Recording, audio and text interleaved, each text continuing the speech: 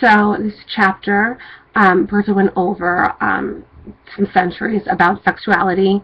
In the 18th and 19th century, sexuality was way more fluid, and there wasn't any sexual identities. In the late 19th century, sexual identities emerged.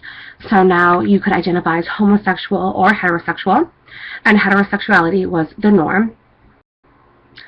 And there was two sociological perspectives discussed in this chapter. One was social constructionist, and the other one was integrative perspective.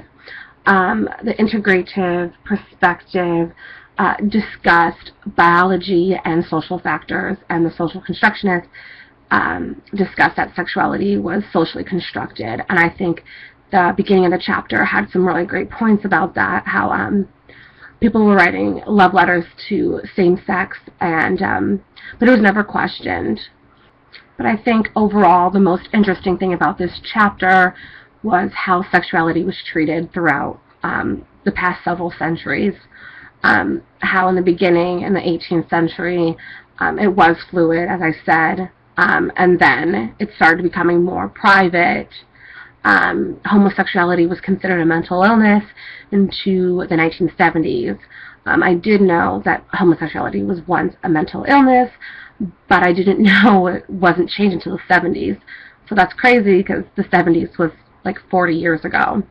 It was also really interesting to see how open people started to become about sexuality in the 70s and 60s.